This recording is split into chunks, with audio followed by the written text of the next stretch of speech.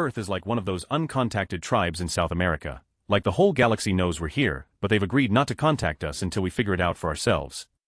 Story 1. What if aliens showed up here millions of years ago, saw a planet inhabited by enormous lizard monsters, and said that, "Don't come back to this place"?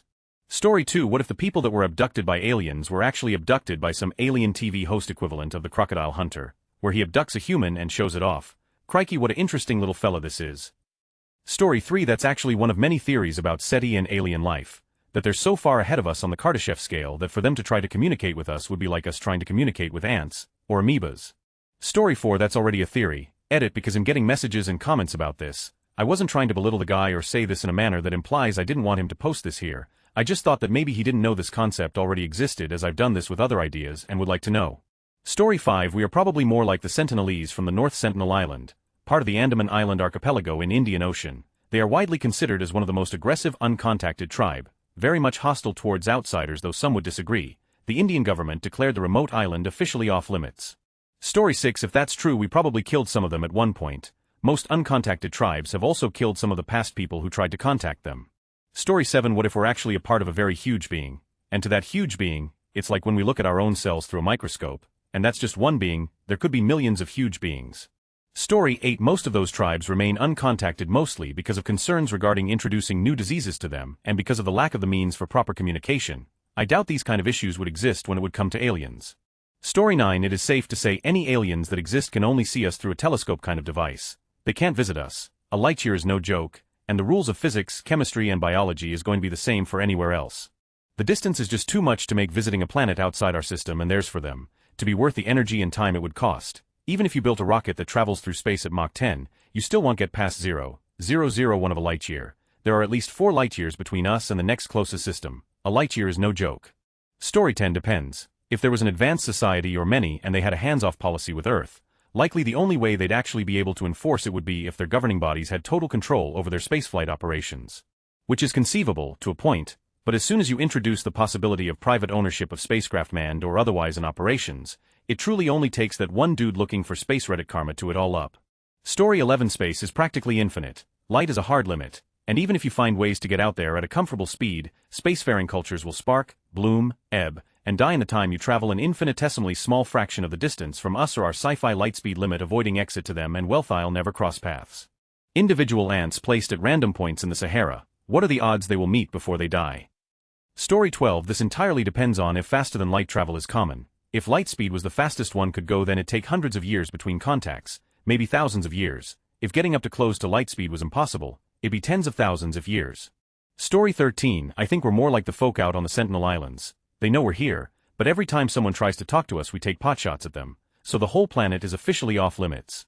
Story 14. Then we probably will be contacted first by the extremist aliens who will give us the hard sell that their belief system is the best and that all we believe is a lie, and we will do something violent in response, etc., etc. Eventually we all end up enslaved or die of an illness our immune systems cannot handle. Story 15. Read the 3 Body Problem trilogy. Then be glad they haven't contacted us yet. TLDR, anyone out there capable of understanding that we're here ought to be smart enough to know that we're also potentially dangerous to them, so they're better off killing us rather than contacting us. And vice versa, except no, we're human, so let's just tell everyone, hey guys, here we are. Story 16. There is the former leader of Israel's space program who said that, he also said that the US and Israel have a base with aliens on Mars, and they said we are not allowed to know yet. Story 17. One of the greatest flukes in evolution is when one cell ate another cell but didn't digest it. This allowed the one inside to focus entirely on creating energy, allowing the main cell to focus on other things. This gave life the ability to deform multicellular organisms, inevitably creating complex fauna. So it's also a belief that even if there are countless planets teeming with life right here in our own galaxy, none of them have advanced to complex organisms. Story 18. Welp, you have it at least half figured out. Truth is, we have been receiving all of those old video transmission. I am told they are called movies, wherein your people tend to dissect and kill all aliens that land on your planet. When they start seeing you greet visitors with respect, maybe something interesting will happen. Story 19. Jesus Christ, who is gilding all these comments. XD, Merry Christmas guys, and an especially Merry Christmas to the mystery awarder. Edit, thank you so much, Merry Christmas anonymous awarder. Story 20. Well, yeah, this was already discovered, don't you remember? We were banned from the Federation of Planets because we tried to kill Baby Farts McGeezak and hid all of the stolen space cash from the space cops, so now we're barred from any future alien contact.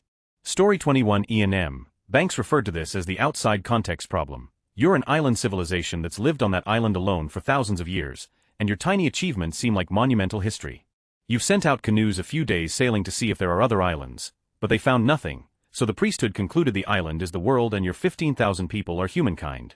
Then a boat 10 times taller than your tallest building crests the horizon, people in shiny metal armor hop onto your shores, and suddenly everything means nothing.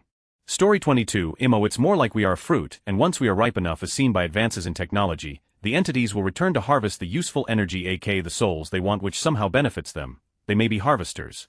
Story 23. There's a few theories about this, but one of my favorite if saddening theories is that alien civilization is so far advanced from us that they seem us unworthy of introducing themselves and or interacting with society, perhaps only observing like scientists might observe and study ants. Story 24. That's the prime directive from Star Trek, the most important rule about our exploration of the galaxy. Story 25. Similar to the plot of 2001, aliens seeded the galaxy with monoliths to spur development of intelligence, but mainly to watch and see if any developed because they couldn't return to check on every planet. They wouldn't contact us until we met certain conditions. Story 26. This actually makes a lot of sense. Most humans are superstitious idiots who think that there is a magic mind-reading omniscient invisible dictator that grants wishes and punishes people for the thought crime and eternal hellfire of not believing in him. These primitive dipshits clearly don't know there from their elbow. How in the did they figure out how to fly and split atoms? That's a really dangerous combination. I would take one look at Earth and declare that just a big bag of stupid that should just be left alone, probably not much of a future there. Story 27. More like those people on North Sentinel Island in the Indian Ocean. We know that they're there, and extremely violent, so we've chosen to give them their space and privacy. I could easily imagine some meeting in a galactic council circa 1950, they finally found the power of splitting atoms, but use it to build bombs to kill each other. And now they're having a race about who can build the most and biggest of these things. Maybe it is best not to have any contact with these psychos. Story 28. I believe that aliens have been in consistent contact with the Earth for millions of years. They're just more interested in interacting with fungus than they are with us. This whole business with us being so obsessed with space travel is actually the doing of a fungal parasite that's trying to get into outer space, kind of like how cordyceps will manipulate ants. Story 29. I guess most people choose to ignore or live in denial with regards to the basic laws of physics. Most of what we can see in the universe is probably already dead and decaying, since the light from those stars takes millions or even billions for the farthest reaches of the universe of years to reach us. We're literally looking at times gone by. We need to understand that there are a huge number of accidents that had to happen for life to evolve on Earth as it has, and the probability of the same accidents occurring in a similarly hospitable planet in the same sequence are infinitesimally small, tending to zero. Put these two factors together, and even if intelligent life exists, it won't ever reach us. When they look through their telescopes, they'll see the version of Earth that exists depending on their distance from us. Nothing has and ever will defeat the laws of science. We are well and truly alone. Story 30. FYI, even if you could listen to Earth's very first radio broadcasts, to date, traveling at the speed of light, they still have about 400 years to go before they will reach one of the Milky Way galaxy. Story 31. This actually makes a lot of sense to me. Maybe it goes even further. They don't wish to share space with other civilizations, so they manipulate the way we perceive the universe. Judging by the Fermi paradox, there should be many inhabited planets, but they have a way of cloaking their transmission so we don't see them. Maybe the speed of light isn't the hard limit we perceive it to be, but they are messing up our perception, making interstellar travel appear impossible or at least insanely difficult. In this way, we get demoralized and stay within our own planet, or within our own solar system at best. It could explain why we see anomalies in the way stars orbit the central point of their galaxy, necessitating the input of an unseen element like dark matter to explain this. It might also explain why experiments such as the double-slit quantum eraser experiment end up with such freakish results. Story 32. Actually, a lot of scientists think that this is the case. A technological advanced civilization may know that contacting us may cause trouble, so they just leave us be until we figure out that we are not alone. Quite wholesome if you ask me. Story 33. This is pretty much the point of the Prime Directive in Star Trek. We're a pre-warp civilization, so we are to be left alone for now. When Zephram Cochrane discovers the warp drive in 2063 though, that's when the fun begins and we get welcomed into the interstellar community. I for one look forward to meeting the Vulcans pretty long time until the Khitomer Accords makes us friends with the Klingon though, but one thing at a time. Story 34. If you were an intelligent race of beings, would you want to interact with us? Would either shoot at them or try to capture and torture them, and in the off chance we actually tried to befriend them, some government or world organization would try and speak for the entire planet and manipulate the situation in their favor. Story 35. I seriously believe there are a few alien races capable of spaceflight between worlds Mass Effect style and the watch our development and record it and make documentaries about US Discovery Channel style, narrated by an alien equivalent of Morgan Freeman. Story 36. What if we are more like an ant colony? The aliens are here, wander around as visible or invisible entities in and around our world, but we are all collectively unaware and ignorant of their presence because we don't have the mental capacity to understand who or what they are. The exact same situation as a colony of ants on the sidewalk that we walk over and ignore because they are unimportant to us, and they equally ignore us because they don't understand what we are. Story 37. This is actually one of the hypothetical answers to the Fermi paradox. Basically, the reason we can't find any contact with intelligent life is because we're essentially in a preserve zoo. Story 38. They probably think we're too violent. They know if they get too close, we'll probably start shooting at them. I can picture them locking their spaceship doors as they fly by our solar system. Story 39. Any sufficiently technologically advanced alien civilizations would have moved beyond using the resources of their host planet, either because they've depleted their resources or because it's more financially advantageous energy efficient to gather energy from their host star. And if they had the power to travel or communicate across light years to other stars, they would be at a point where the colossal energy collectors or swarms of energy collectors, space habitations, or ships would have made some kind of dent in the fraction of light, or the wavelengths that pass through towards us. TLDR, we don't see stars dimming from the giant solar collectors of advanced species. Story 40. Who TF would want to contact us? We're skittish, paranoid, and prone to extreme acts of violence. And that's just against other humans. Alien life would be way too much for us to handle. Think of how all the religious nutjobs and fundamentalists would react. ID keep far away from us too. Unless we have something they desperately need, it wouldn't be worth the risk. Story 41. Most humans don't think this way, but World War II was a tribal wars, so we're just coming out of having tribes. In major conflicts, we have weird tribes like Jews, Muslims, etc. that are based on literal insanity. All countries are based on tribes. We do not have a universal language.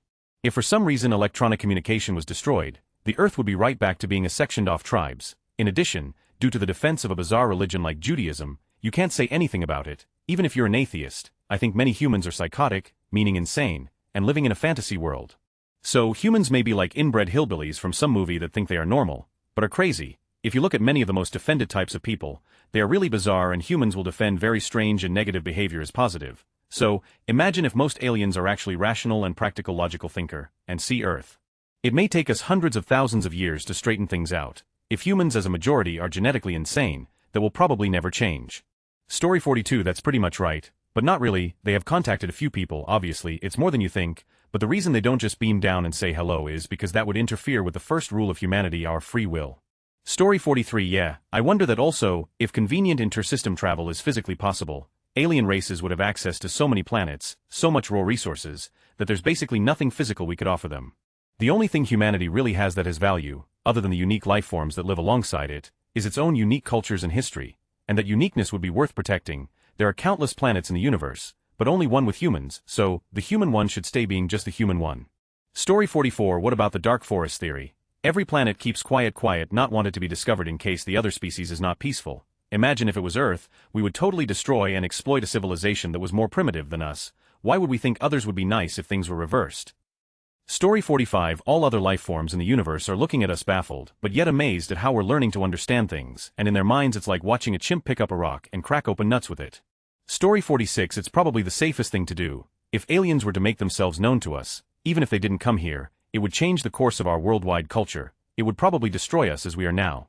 Story 47. I mean, this is exactly one of the leading theories on alien life forms. If they are advanced enough to get here and whatnot, then they probably don't care. They'd look at us as we look at ants, sort of like that's cool, incinerate a couple and then keep moving.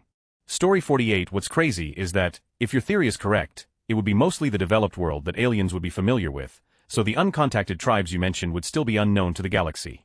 Story 49. This concept is the focal point in Year Zero by Rob Reed. The rest of the universe has hit the 4 criteria to become modern and get access to advanced tech, which they all share. They put up a barrier so no one could access Earth. Super funny book. For example, their tech allows life for thousands of years. Some alien government employees with pensions are loving life. Super good read, and hilarious.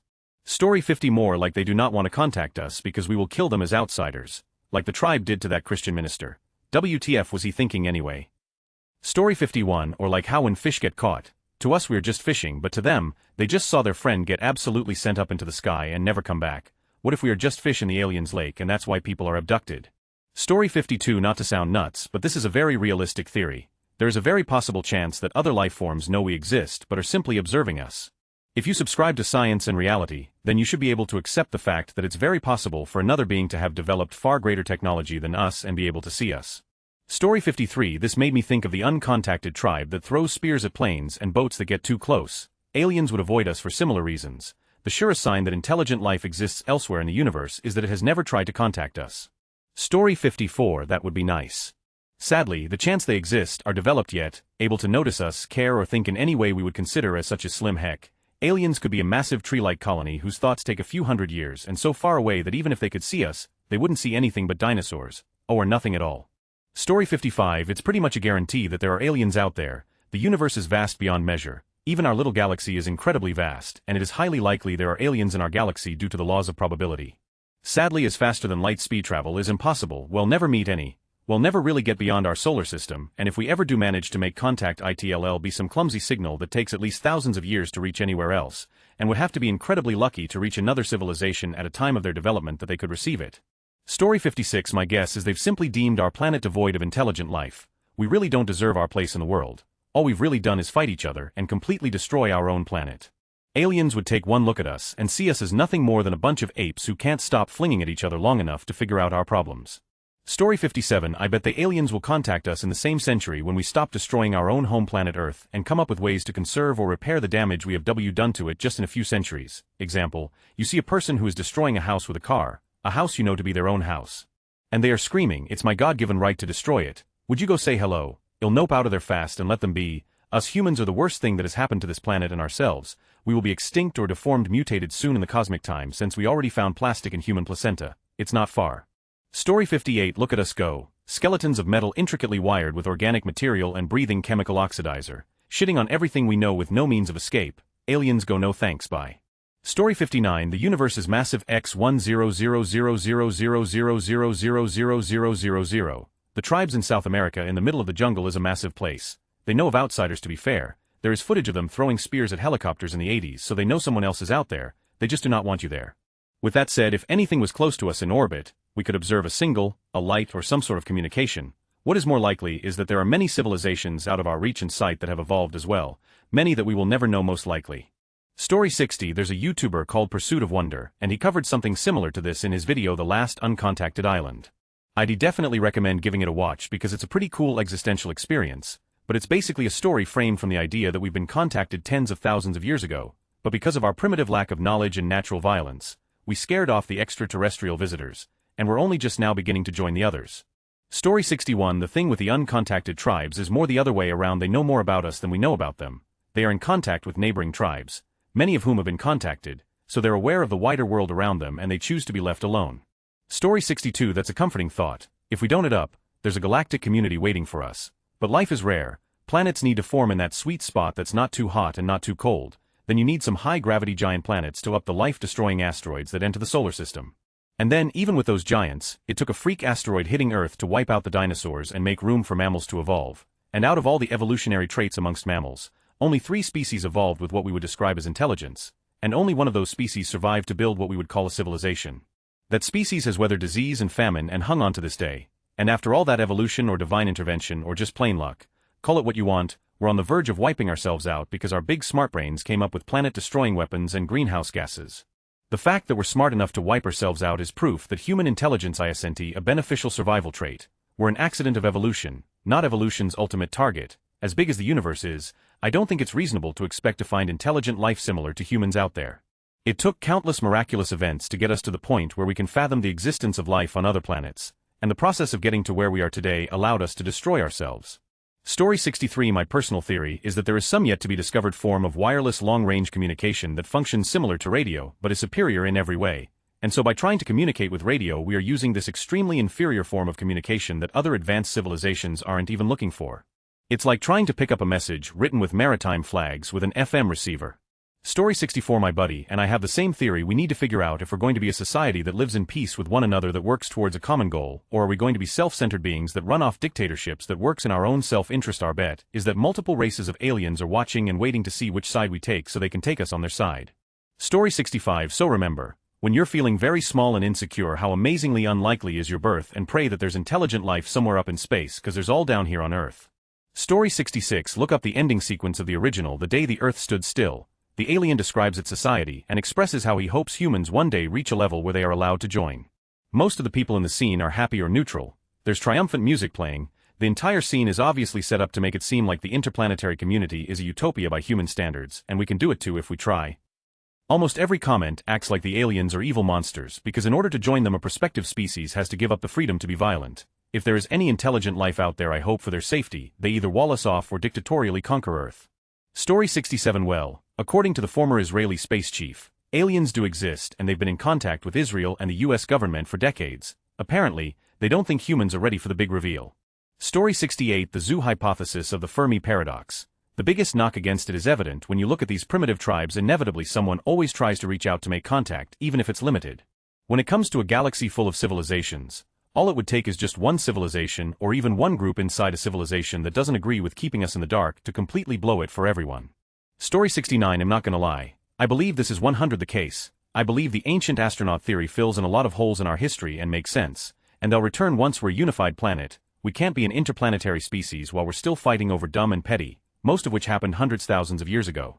Story 70. This is one of my favorite of the hypothetical explanations to the Fermi paradox. The Fermi paradox has a list of various hypotheses as to why we have not encountered alien life yet. What's described here is known as the zoo hypothesis. Other theories include from the Wikipedia page: rarity of intelligent life, extraterrestrial life is rare or non-existent, extraterrestrial intelligence is rare or non-existent, periodic extinction by natural events, evolutionary explanations. It is the nature of intelligent life to destroy itself, it is the nature of intelligent life to destroy others. Intelligent alien species haven't developed advanced technology, civilizations only broadcast detectable signals for a brief period of time. Alien life may be two alien sociological explanations. Colonization is not the cosmic norm. Alien species may have only settled part of the galaxy. Alien species may not live on planets. Alien species may isolate themselves from the outside world. Economic explanations: lack of resources needed to physically spread throughout the galaxy. It is cheaper to transfer information than explore physically. Discovery of extraterrestrial life is too difficult. We haven't listened properly. We haven't listened for long enough. Intelligent life may be too far away. Intelligent life may exist hidden from view. Willingness to communicate: everyone is listening, but no one is transmitting. Communication is dangerous. Earth is deliberately avoided. Earth is deliberately isolated. Planetarium hypothesis: alien life is already here, unacknowledged. Story 71. Then we should be very thankful that the rest of the universe is so civil. For some reason, I feel like humans would intrude on, and research to death, whatever new life we find in the universe. Story 72. It kinda makes sense. Look at what those tribes did to the Christian missionary, who ignored everyone telling him not to visit said tribes. Would imagine any aliens who defied instruction on visiting us ended up tabbed and slabbed in Area 51. Story 73. You would enjoy the David Weber book, Out of the Dark. It covers this idea briefly by describing how they came to look at us during our medieval days and were surprised by our violent tendencies. It gets interesting after that, but I don't want to give anything away. Story 74. Once contact is made, we just need to make sure the countries of Earth don't hide the spacebucks and nuke Finland. I mean, make sure Finland doesn't commit suicide. Story 75. They probably took one look at us and said these animals kill each other over natural resources, and who they think is the right imaginary bearded dude in the sky. Story 76. Then aliens are dicks. For one thing, uncontacted tribes in South America don't have the potential to destroy the entire world. Secondly, if they're really so far advanced than us, they could show up, humble us with their amazing technology, and set us on the path to becoming an advanced civilization. By doing so, if we end up falling short and killing our only planet and everything on it, then it would prove our deficiency as a species, but you can't prove that we as humans when there is nothing for comparison. For all we know, it could be like Lovecraft's universe, and Earth is actually a beacon of light and hope in a universe full of murder, madness, and chaos. We just don't know. But if an alien species comes to us in peace, shows us the path to scientific enlightenment and a life where the average person is actually content and happy, and we fail to reach that, then we can be assured that the issue with humans is something fundamental, not our ignorance and fear, both being issues that are solvable. Story 77. I work with isolated Indians in Brazil. All the time, there are idiots trying to violate the government's curfew around those peoples. They remain isolated, in the most part, because they actively avoid those who try to contact them. If the same thing happened to us on a cosmic scale, you can bet we would have seen space hillbillies coming here with flying saucers to hunt, fish, mine, and talker photos of us. Story 78. I have a keen feeling it's because we're pieces of trash. Everywhere we go we leave disasters behind us. Speaking for myself though, I hate myself, so I believe aliens hate us even more. Story 79. I forget the name of it, but there's a theory saying just this, that we're so primitive and unintelligent that advanced alien civilizations just ignore us and only come to check on our progress and conduct experiments. Story 80. This is an hilarious concept, and if it was true, I wouldn't blame the aliens. We're a whole mess or drama, both racist and status-wise. They probably call Earth the ghetto LMFAO. Story 81. I'd like to think then we were like that tribe, the last uncontacted one, near India, and we've occasionally had alien missionaries visit and we murdered the out of them, and this is the real history behind Roswell. Story 82. When we contact those tribes they throw spears and try to attack us. It seems like it's the same for aliens contacting us. We're afraid so we attack, so they say it. Story 83. Earth provides a unique resource, human music and arts. If they make contact, we will of course want to see and hear their music and arts, which will inevitably affect our music and arts, and it won't be uniquely human anymore, for example. Story 84, and much like those uncontacted tribes will huck spears and arrows at passing aircraft. I'm positive we would huck nukes at passing alien spacecraft, not surprised in the least that they don't want to visit the crazy monkeys with bombs. Story 85, what if we are already in contact with alien planets but we don't realize it, because we are not yet self-aware that we are just the cancerous cells destroying an ancient multi-organism ecosystem being planet Earth. Story 86, this Yanamon at 8 o'clock. It's everyone's favorite show, Earth. It's been 100 Jelganai since we first took species from 17 different planets and put them all together, on the same planet, Uderp. They fought and fallen in love. What will happen this Galgamog? Tune in Yanamon at 8 to find out. It's Earth, on Phonal. Story 87, best analogy I've ever heard is what if humans are like ants? There are 7 billion humans occupying Earth. Now compare that to one single colony of ants in one ant hill in the Amazon. If one ant came across a human, and were to survive the experience and make it back to the colony and explain that experience to his colony, would they believe him? Imagine the infinitely expanding and simultaneously imploding universe as we know it. How crazy would other life be if it were explained to us? Food for thought. Story 88, it's more like have those savages on Earth finally learned to move beyond monetary possessions and killing each other yet. I mean, Star Trek and its protocol certainly would paint humanity right now as being savage and unprepared for meeting any extraterrestrial life and any advanced technology.